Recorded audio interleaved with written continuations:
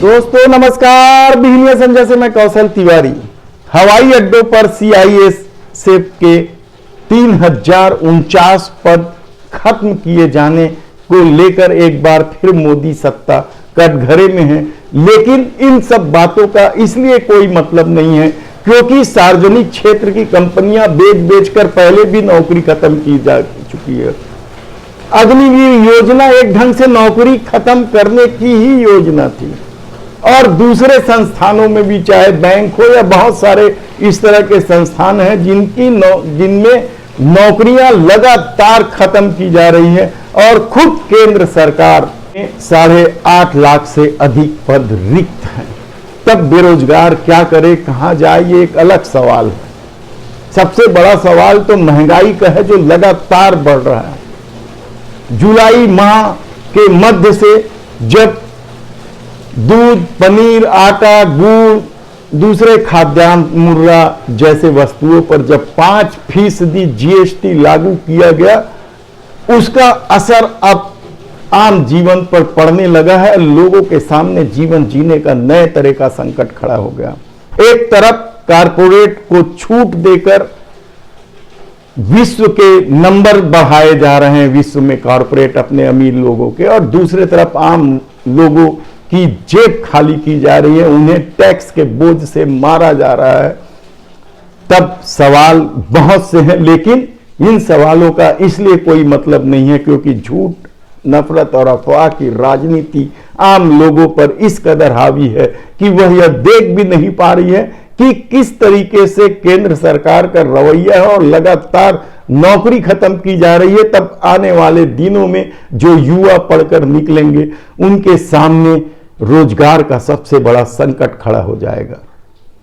एक तरफ तो हवाई अड्डों पर सीआईएसएफ के पद खत्म किए गए और दूसरी तरफ वही सीआईएसएफ आरएसएस मुख्यालय में सेवा दे रहे हैं या वहां सुरक्षा के लिए लगाया गया है। मोहन भागवत कर रायपुर पहुंचे और उनकी सुरक्षा में भी सीआईएसएफ के जवान दिखाई देने लगे।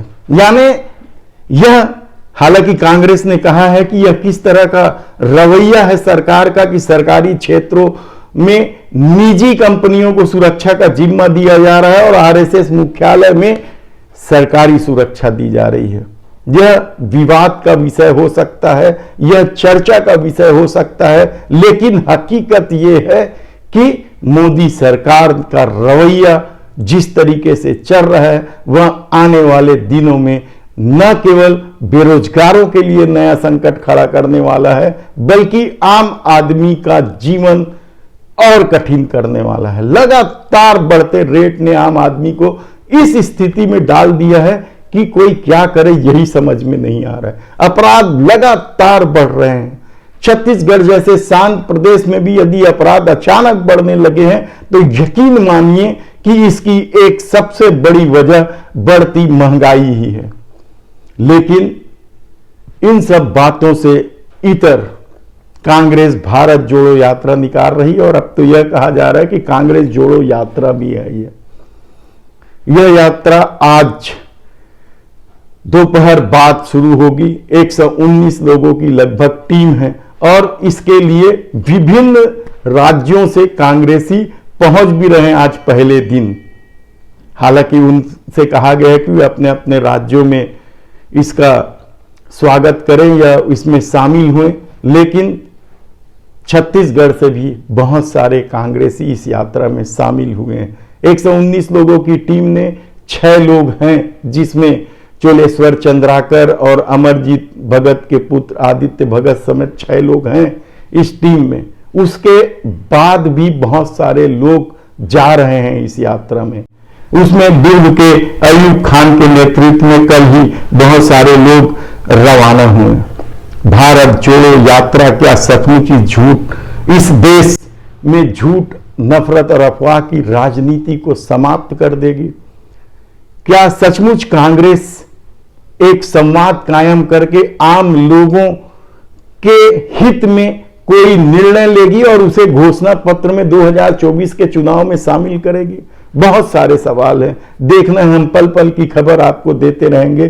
फिलहाल छत्तीसगढ़ में कर्मचारी आंदोलन की बात कर रहे हैं। भूपेश बघेल ने नियमित करने का वादा करके सत्ता हासिल की थी और अब हर विभाग के अनियमित कर्मचारी, दैनिक वेतन भोगी कर्मचारी, संविदा कर्मचारी आंदोलन की राह पर उतर आए हैं। रसोईया संघ भी उसमें शामिल है। स्कूली सफाई कर्मचारी का एक गुट जो 300 रुपए बढ़ाने के बाद वापस ले लिया था, दूसरा गुट आंदोलन कर रहा है। आप धरना स्थल की तस्वीरें आपको विचलित कर देंगी कि किस तरह से महिलाएं सो रही हैं। रात रात भर मच्छर गंदगी के बीच उन महिलाओं को अपनी मांगों को लेकर या भूपेश सरकार को वादा निभाने की बात कहकर सोती हैं। दिन भर आंदोलन में जबरदस्त जोश होता है। हर विभाग अपने अपने तरीके से अपनी अपनी व्यथा कह रहे हैं। वन कर्मचारियों की व्यथा तो और भी पीड़ादायक है कि किस तरीके से उनके साथ अन्याय किया जाता है।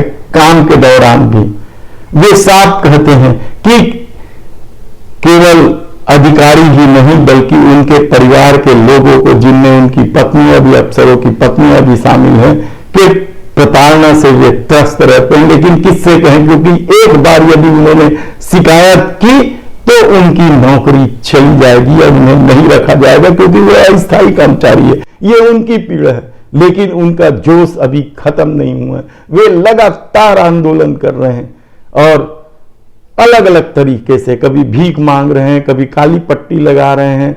और पहले के सफाई कर्मचारी लोग तो जिस तरीके से जल सत्याग्रह किए और कफन ओढ़कर लाश भी बन गए थे, लेकिन अभी तक नियमितीकरण के मामले को लेकर भूपेश सरकार ज्यादा कुछ नहीं की है। कुछ कमेटी बनी है, उस कमेटी को कई संगठनों ने कहा यह कॉमेडी है, क्योंकि उन कमेटियों से कुछ होता तो है नहीं, मीटिंग ठीक से होती नहीं है।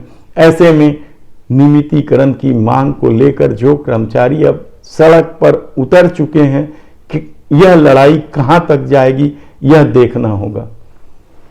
धन्यवाद।